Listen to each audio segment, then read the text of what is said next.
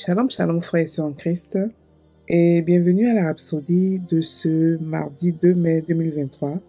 La Rhapsodie écrite par le pasteur Chris Oyakilome et la lecture vous est offerte par les vérités de l'Évangile. Alléluia. Le thème d'aujourd'hui est « Arrêtez la lutte ». Le verset est pris de Hébreux 4, verset 10 qui nous dit « Car celui qui entre dans le repos de Dieu se repose de ses œuvres, comme Dieu s'est reposé des siennes. » Alléluia. Le pasteur Christ dit, tout ce que Dieu a créé dans ce monde n'est pas pour les anges ou pour lui-même, mais pour nous. Si c'est vrai, pourquoi un chrétien devrait-il insister sans cesse dans la prière juste pour que Dieu lui donne quelque chose qui lui appartient en Christ? Pensez-y. Malheureusement, j'ai entendu ceux qui se plaignaient et disaient « J'ai prié pendant 5 ans.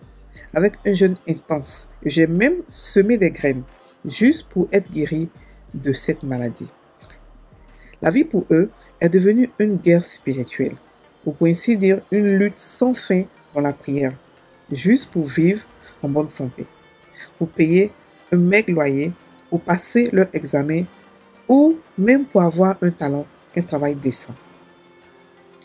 Le problème provient généralement de leur ignorance et de ce qui leur appartient de droit en Christ.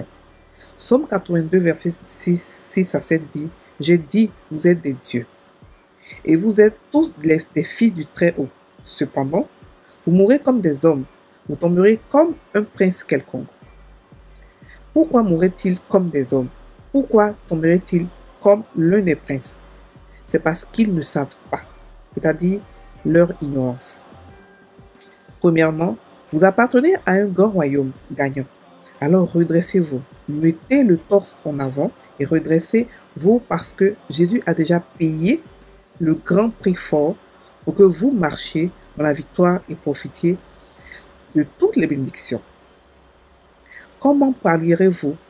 Comment marcheriez-vous, agirez-vous si vous saviez que vous êtes supérieur à la maladie et aux infirmités? Cela mettra fin à ces problèmes de santé inutiles. Si vous découvrez que vous êtes la semence d'Abraham, un héritier de bénédiction indicible, et que vous avez été imprégné d'une vie incapable de pauvreté ou d'échec, une vie qui ne peut être vaincue ou détruite, cela ne changera-t-il pas immédiatement le contenu de votre prière?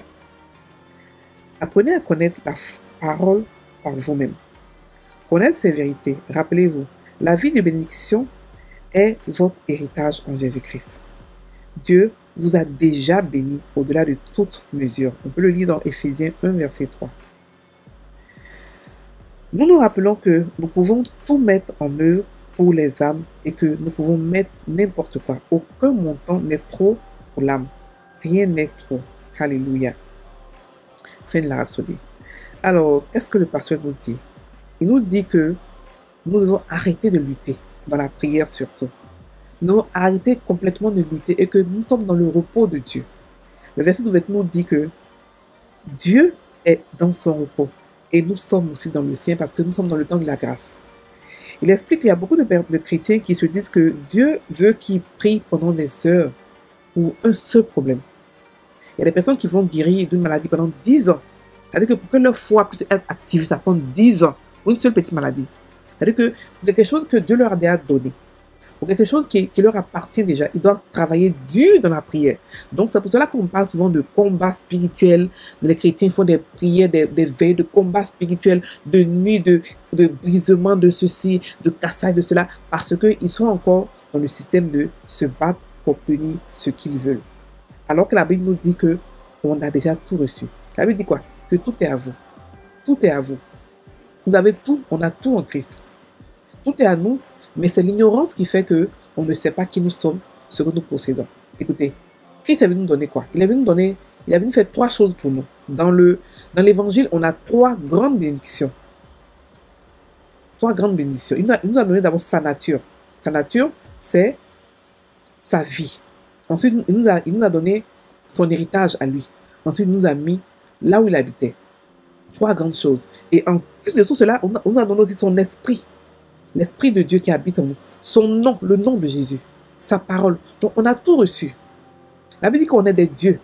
On n'est pas humain, on n'est pas ordinaire. Donc pour pouvoir avoir quelque chose qu'on a déjà reçu, pourquoi on doit faire des prières intenses où on doit se battre d'abord spirituellement? Non, on n'a pas à se battre spirituellement pour avoir les choses. Non, on n'a pas à le faire. Parce qu'on a des anges qui sont là pour nous, des serviteurs. Et on a la parole de Dieu qui est dans notre bouche. On a la manière, on sait comment prier. Et Dieu nous a tout montré, tous ses secrets en Christ. Donc on n'a pas à lutter pour avoir quelque chose qui nous appartient déjà. On entend ça, dit ça beaucoup. Et il faudrait que le corps de Christ comprenne qui il est. On n'est pas cela qui parce qu'on a déjà tout. La Bible dit qu'on a reçu toutes les bénédictions qui sont dans les cieux. Ça veut dire que rien, il n'y a aucune bénédiction qui nous a déjà offert. Ça n'existe pas. On n'est pas ceux-là qui nous battons, qui supplions Dieu pour avoir quelque chose. Non. Nous, en tant qu'humains, quand on a des enfants, on ne veut pas que nos enfants nous supplient pour des choses qu'on veut leur donner ou qu'on leur a déjà donné. Donc imaginez Dieu qui a toute la richesse du monde. On pleure pour un boulot, on pleure pour une maladie, on pleure pour n'importe quoi, on pleure et on fait des jeûnes et des jeûnes et des jeûnes pour avoir quelque chose que Dieu nous a déjà donné. Est-ce que vous comprenez un peu l'ironie de cela? Dieu n'est pas un Dieu méchant. Il n'est pas un Dieu qui veut qu'on souffre, qu'on pleure. Non, il est un Dieu qui veut qu'on soit épanoui dans tous les domaines de notre vie. Quand nous comprenons comment Dieu nous a aimés, il nous a aimés tellement qu'il est venu habiter en nous. Il nous a tellement aimés, tellement qu'il nous a mis là où il habite. Il nous a tellement aimés qu'il nous a donné sa nature à lui. Il nous a donné son esprit, sa parole, le nom de Jésus, afin qu'on puisse être épanoui. Il nous a mis là à Sion, là où on a l'abondance absolue, la surabondance. Il nous a déposé, il nous a fait des sources de vie, des sources de prospérité, des sources de santé divine. On est devenus des donneurs de guérison. Donc, qu'est-ce que Dieu n'a pas fait pour nous? Je ne sais pas. Donc, quelqu'un comme ça qui nous a déjà tout donné, pourquoi vous croyez qu'il veut qu'on le supplie? Il veut qu'on travaille dans la prière. Il veut qu'on pleure. Non. Ceux qui pensent qu'on ne le connaissent pas. C'est l'ignorance. Quand tu le connais, tu sais qui il est. Tu sais qu'il ne veut pas que tu souffres pour avoir les choses. Tu sais ça. Ce n'est pas un Dieu qui est méchant. Ce n'est pas... Son nom, c'est amour. Quand on lit le Nouveau Testament, on comprend que Dieu est amour. Son nom, c'est amour. Et quelqu'un qui est amour ne réagit pas comme ça. N'agit pas comme ça. Il a mis en place quoi, des prières qui sont des principes. Afin que quand les principes, quand les lois, toutes les lois, tous les principes de ces prières sont touchés, on a forcément le résultat. Pourquoi? Parce qu'il veut qu'on soit exaucé automatiquement. C'est comme ça qu'on a la prière, par exemple, d'accord, qui est un principe, la prière de foi, qui est un principe, la prière de guérison. Il y a plein de prières qui sont des principes parce qu'il veut qu'on soit indépendant de lui, dépendant, mais indépendant de lui. Il veut qu'on soit heureux, qu'on n'ait pas besoin forcément de lui pour avoir ce qu'il nous a déjà donné. Parce qu'il nous a donné quoi? Le Saint-Esprit, le Saint-Esprit, qui déjà nous montre comment prendre ce qui nous appartient, qu'est-ce qui nous appartient et comment le posséder. Donc, il nous montre déjà tout ça. Donc, il nous a tout donné pour vivre une vie de piété, pour vivre une vie épanouie dans ce monde. Donc, c'est pleurs que beaucoup de chrétiens font, c'est l'ignorance. Tout le monde a l'opportunité de pouvoir connaître Dieu. Comment? Par sa parole et par son esprit. Donc, on n'a pas d'excuse pour dire, mais je ne sais pas ce qui se passe, je ne comprends pas, je prie, je pleure, Dieu ne m'écoute pas. Dieu vous écoute, mais tu ne sais pas comment est-ce qu'il te parle, ou tu ne sais pas comment l'aimer, comment lui parler. Il a dit, si vous m'aimez, gardez mes commandements. Donc, il nous montre comment l'aimer. Gardez mes commandements. Quand vous gardez mes commandements, non seulement vous m'aimez, mais vous aussi vous aimez, parce que quand vous gardez mes commandements, vous savez comment me toucher, comment le royaume des cieux marche pour avoir ce que vous-même vous voulez. Et quand il parle de garder les commandements, il parle de la méditation de la parole. Il parle de comment méditer la parole, pour pouvoir prendre ce qui est dans la parole, pour pouvoir prendre le rhéma, pour pouvoir posséder ce qui nous appartient. Donc la Bible dit que tout ce qui a été créé n'a pas été créé pour les anges. Dieu a créé le monde entier. Quand il a destiné le monde entier, il l'a fait pour nous. Il l'a fait pour nous. Depuis quand les serviteurs prennent l'héritage, c'est les enfants qui prennent l'héritage. Et on est enfant de Dieu. C'est seulement les enfants qui ont droit à l'héritage. Pas les serviteurs. Non, c'est les enfants légitimes qu'on doit. Et nous sommes enfants de Dieu légitimes. Donc on a droit à l'héritage de notre Père. L'héritage, c'est quoi? C'est tout ce qu'il a créé. Toute la création est à nous. Tout est à nous. Alléluia. Tout est à nous. Donc on n'a pas besoin d'insister, de pleurer, de crier, de gêner pour avoir un petit truc. Non. Ce que Dieu veut, c'est qu'on soit comme lui. On marche comme lui. On parle, on crée comme lui. Beaucoup de gens disent que non, qu'il faut forcément jeûner pour avoir quelque chose de Dieu. C'est faux. Il y a des courts chemins. La parole, la méditation de la parole, la prophétie, la prière de la foi, utiliser sa foi, la grâce. Tout ce qu'il nous faut, c'est la connaissance. Point. Et ce problème, Dieu a mis à notre disposition au moins 10 solutions. Au moins. On peut visualiser la solution. On peut prier. On peut prophétiser. On peut proclamer. On peut jeûner. On peut faire une offrande. On peut témoigner. On peut... des solutions innombrables pour résoudre un seul problème. Donc, quelqu'un qui a mis comme ça tout ça à notre disposition. Vous croyez encore qu'il veut qu'on pleure pour lui? Pour avoir un résultat de sa part? Par exemple, comme ça, on voit Jésus. Jésus est venu guérir les malades. Combien de fois les gens demandaient à ce que Jésus les guérisse? Et combien de fois il a guéri les gens sans que les gens prient? C'est pour montrer qu'il aime. Parce qu'il est venu, quand tu regardes la Bible, tu te rends compte qu'il a guéri plus de malades qui n'ont pas demandé que plus de malades que des malades qui ont demandé. Parce qu'il était venu pour ça, pour montrer l'amour de Dieu. Donc, un Dieu qui est amour comme ça, comment est-ce que vous voulez qui veut qu'on pleure pour lui, pour avoir des choses de sa part? Non, c'est faux. C'est parce qu'on ne le connaissait pas, on ne le connaît pas. Ceux qui pensent comme ça ne le connaissent pas. Ce n'est pas un Dieu qui est méchant. C'est l'ignorance. C'est pour ça que Somme a dit, c'est comme ça que David a dit, vous êtes des dieux. Mais vous allez mourir comme des hommes parce que vous ne savez pas qui vous êtes. C'est comme ça que des chrétiens qui meurent. Est-ce que vous comprenez que, est-ce que vous savez que la mort, est-ce que vous savez que le chrétien est au-dessus de la mort? Mais pourquoi le chrétien meurt? Par ignorance. Le chrétien est au-dessus de la maladie.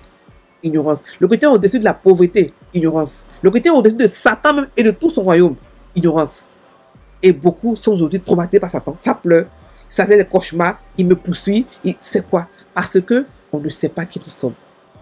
Et quand on découvre qui nous sommes, ce qu'on doit faire maintenant, c'est seulement maintenant être conscient de cela par la méditation de la parole.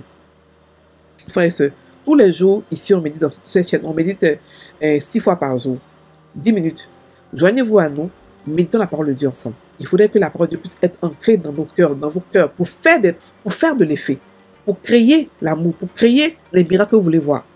On a tous les outils nécessaires pour pouvoir avoir ce miracle. Dieu a tout mis à notre disposition. Il suffit de les découvrir et de les utiliser. Alléluia. Donc, on est la seconde d'Abraham. Rien, tout nous appartient. On est hérité de toute la création de Dieu. On est hérité de tout. Alléluia. Donc, frères et sœurs en Christ, nous pouvons tout faire. Rien ne nous est impossible. Alléluia. On va prendre la prière. Je marche dans les vérités de la parole de Dieu.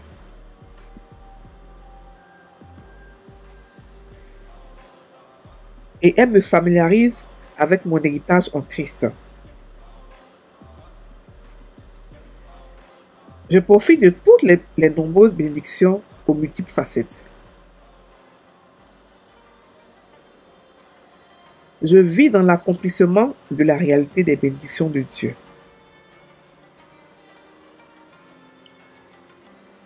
J'ai été amené dans le repos de Dieu. Et toutes choses sont à moi. Je profite pleinement de tout ce qui m'est disponible en Christ. Et par ma foi, je triomphe glorieusement en tout lieu. Amen. Frères et sœurs en Christ, passez une bonne journée, soyez bénis. Méditez sur le verset d'ouverture. On est dans le repos de Dieu. Alléluia. Soyez bénis.